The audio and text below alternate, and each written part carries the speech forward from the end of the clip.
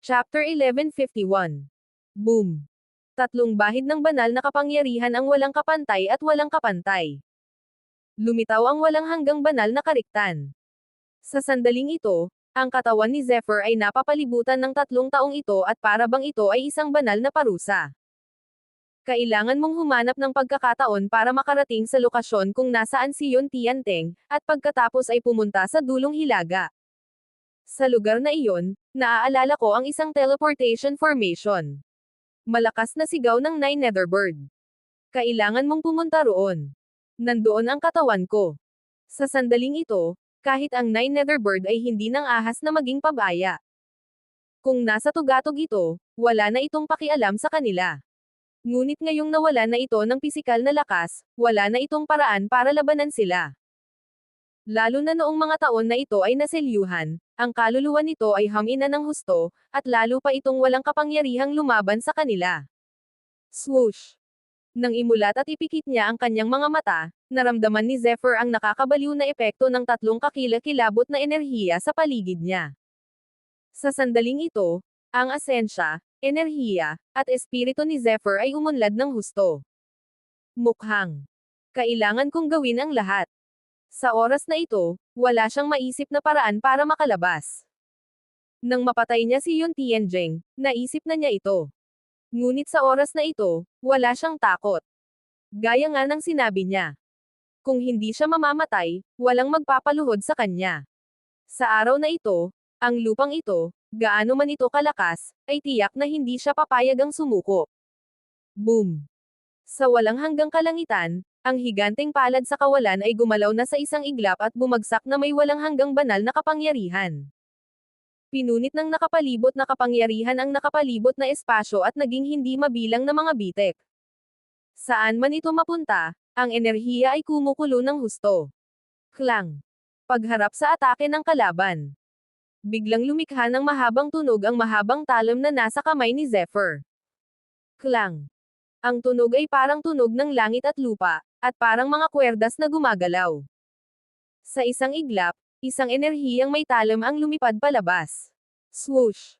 Gamit ang talom na enerhiya sa kanyang kanang kamay, muling natipon ang walang hanggang enerhiya ng dugo sa kanyang kaliwang kamay. Sa oras na ito, sa tulong ng Energy Explosion Technique, ang enerhiya ng dugong ito ay umabot sa hangganan nito sa isang kisap mata. Kumalat ang enerhiya ng dugo, at isa na namang Great Blood Cleave ang lumitaw. Mamatay. Ito ay isang itim na araw na walang awa. Dagandong. Umungol ang gininto ang dragon at ang mga kuko nito ay sumugod patungo sa pulang dugong masamang dragon sa Zephyr. Dumagundong. Sa sandaling ito, winasak ng mga pag-atake ng 3 emperador ang kawalan. Nagkawatak-watak ang lahat na para bang wawasakin nito ang mundo. Walang pakialam ang ekspresyon ni Zephyr habang ang mga daloy ng enerhiya ng dugo at tunay na enerhiya ay bumulusok palabas ng kanyang katawan. Boom! Ang napakalakas at pulang dugong higanteng espada sa kanyang kaliwang kamay ay marahas na sumugod patungo sa itim na araw. Nagbanggaan ang dalawa.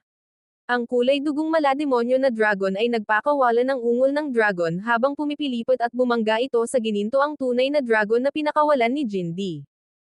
Ang enerhiyang talam sa kanang kamay nito ay umalangaw at pumukaw ng isang dagat ng enerhiyang talam. Dumagundong. Sandaling nakita ng lahat ang figure ni Zephyr na natatakpan. Patuloy siyang bumubuka at sumasara, at ang kanyang espada at kamao ay kumislap palabas. Gayunpaman, habang ang enerhiya ay lalong nagiging marahas, ang figure ni Zephyr ay nagsimulang lumabo. Walang hanggan ang kinang. Ang orihinal na espasyo sa ika-10 antas ay napaka-misteryoso kaya't ang malakas na enerhiya ay umaagos sa paligid nito. Kabanata 1152. Habang naglalaban silang apat, sandaling lumitaw ang mga bitek sa nakapalibot na espasyo. Masasabing ito ay pira-piraso. Hindi mabilang na mga vortex ang gamulong sa mga pira-piraso ng espasyo at dahan-daang lumawak. Ito ba ang lakas ng mga emperador sa pakikipaglaban? Nang makita ang halos natural na sakuna sa kawalan, hindi mapigilan ng ilang tao ang mapasinghap at ang kanilang mga mukha ay puno ng takot. Ito ay lampas sa kanilang imahinasyon. Gayunpaman, sa oras na ito, mas malinaw pa sila sa isang bagay. Sa oras na ito, hindi pa nagagamit ni na Yun Tianteng at ng dalawang disipulong nasa antas ng emperador ang kanilang buong lakas, dahil hindi pa lumilitaw ang kanilang tunay na katawan, tanging ang sarili nilang kapangyarihan lamang ang kumokontrol sa hangin. Gayunpaman, ang kapangyarihang nakapaloob dito ay umabot na sa isang nakakatakot na antas. Kung tunay silang lalaban, malamang na hindi man lang makakalaban ni Zephyr ang 10 palitan ng mga suntok. Puff! Sa wakas, sa pag-atake ng 3 taong ito, nagsimulang lumitaw ang lakas at kahinaan ni Zephyr. Hindi niya napigil ang dumura ng dugo at ang kanyang katawan ay tinamaan ng itim na araw. Ang umiikot na itim na araw at ang matalas na enerhiya ng araw sa lahat ng direksyon ay biglang sinamantala ang pagkakataon upang sumugod sa katawan ni Zephyr. Sa oras na ito, ang kakilakilabot na depensa ng katawan ni Zephyr ay sa wakas ay nagsimulang gamitin ang tunay nitong kapangyarihan. Kasabay ng sunod-sunod na malalakas na tunog, kahit na nagdurugo ng husto ang katawan ni Zephyr, hindi nito nasaktan ang kanyang mahahalagang bahagi. Gayunpaman, habang nasugatan si Zephyr, sa isang iglap, napalipad na ng gininto ang dragon, ang pulang dugong masamang dragon ni Zephyr. Isang kuko ng dragon, na may nakakatakot na hangaring pumatay, ang mahiwagang dumakma kay Zephyr. Bang! Boom!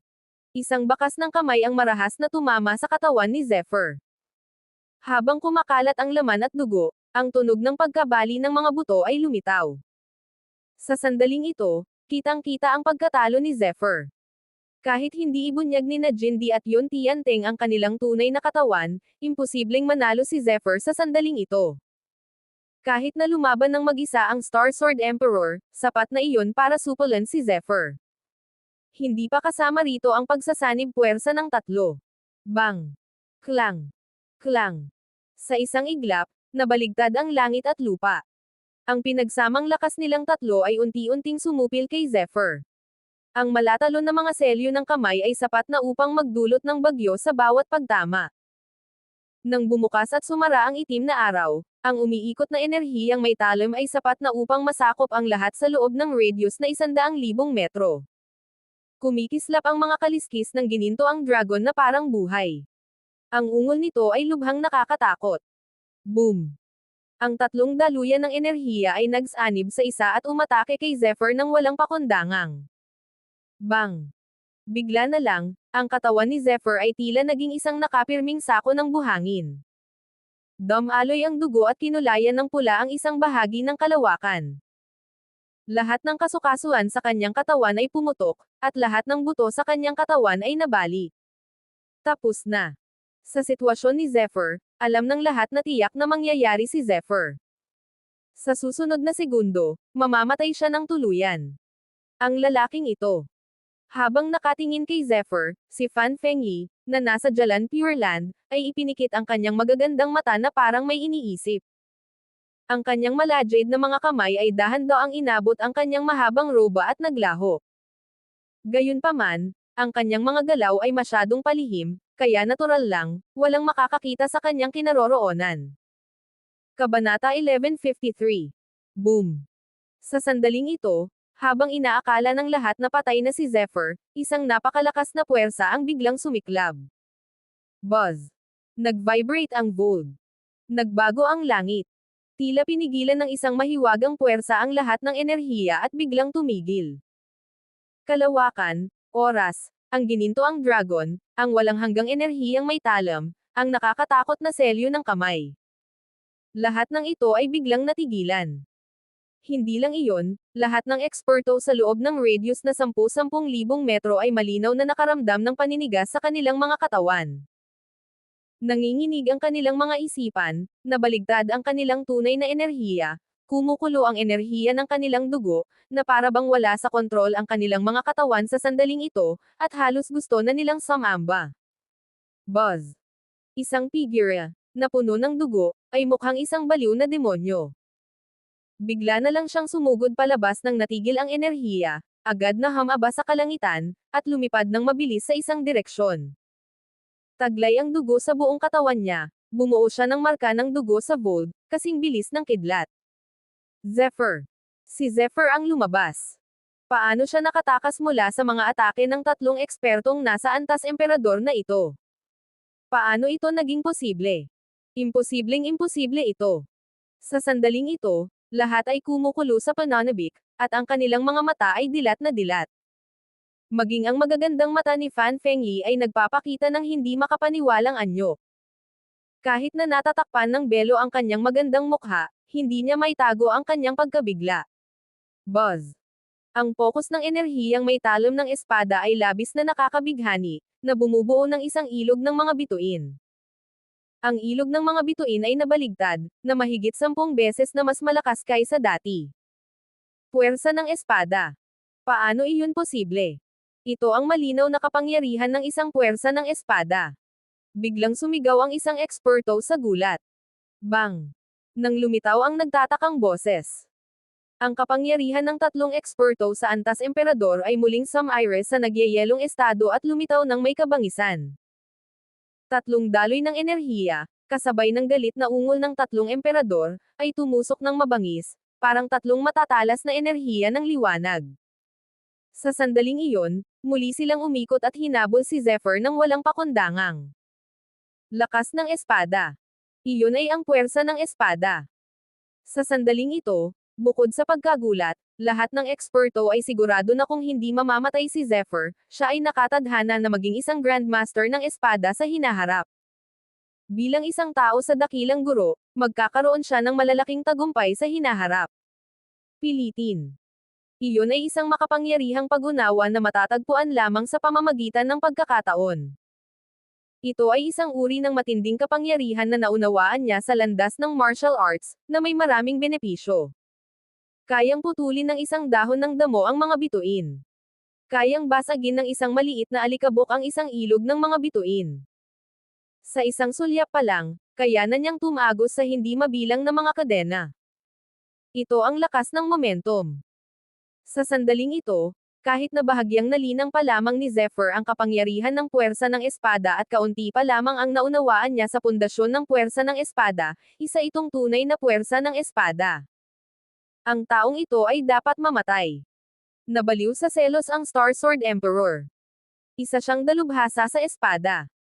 Matagal na niyang nauunawaan ang sword focus, ngunit napakahirap talagang intindihin ang puwersa ng espada. Sa ngayon, wala pa siyang nauunawaan kahit isang bakas ng aura ng puwersa ng espada. Gayunpaman, ang payat na binata sa harap niya ay hindi lamang nakatakas mula sa mga kamay ng tatlong emperador, kundi naunawaan din niya ang lakas ng espada. Hindi lamang ito isang sampal sa mukha, kundi isa ring malaking banta. Dumagundong. Nagtulungan ang tatlong eksperto para salakayin si Zephyr, sinusubukang patayin ang lalaking ito agad-agad. Nang maramdaman ang mga tunog ng pagputok at pagsabog sa paligid niya, bahagyang nanlamig ang mukha ni Zephyr. Sa sandaling ito, naramdaman na niya na ang matinding pinsala sa kanyang katawan ay nakaapekto sa kanyang lakas. Buksan. Tahimik siyang umungol sa kanyang puso. Bigla, sa pagitan ng kanyang mga kilay, isang maliwanag na parang patak ng tubig ang biglang sumabog. Iyan ang pinakabagong kapangyarihan ng bloodline na natuklasan ni Zephyr. Boom! Habang sumisikat ang gininto ang liwanag, ang buong katawan ni Zephyr ay tila na puno ng walang hanggang banal na kapangyarihan. Sa likuran niya, isang ron ang kumikislap na parang hangin at may dalang matalas na aura. Ito ang tatak ng digmaan ng hangin. Sa isang iglap, habang ang kapangyarihan ng bloodline sa kanyang katawan ay nakapasok sa Mark of the Wind War, bahagyang tumigil ang katawan ni Zephyr. Sa sumunod na sandali, bigla siyang nawala. Kabanata 1154. Umuungol. Sa sandaling ito, ang tatlong emperador ay lubos na nagalit. Isang galit na dagandong ang sumire sa mga bundok at ilog sa lahat ng direksyon. Naghiwalay ang langit at lupa, nawalan ng kulay ang araw at buwan. Sumabog ang walang katapusang divine skill sa sandaling ito. Sandaling lumitaw ang malalaking alon sa loob ng radius na halos 50 kilometro. Masasabing sa sandaling ito, parang pagbangon ng isang Diyos ng demonyo. Ang enerhiya ay direktang nag-evolve at naging bagyo. Saan man ito magpunta, gamulong ito pataas hanggang sa sukdulan, at ang lupa ay patuloy na umuungol. Kay langit nakakamangha at napakasama.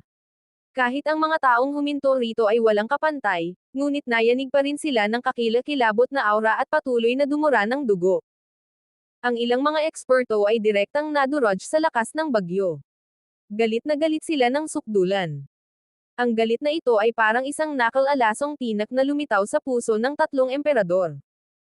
Sila ang mga disipulo ng antas siyam na emperador at nagtatamasa ng kataas-taasang kaluwalhatian. Mayroon silang ganap na awtoridad sa lahat ng mga disipulo. Kahit pagustuhin ng Star Sword Emperor, ang pinakamahina sa kanila, na pumatay ng isang disipulo sa antas ng hari, hindi iyon magiging problema.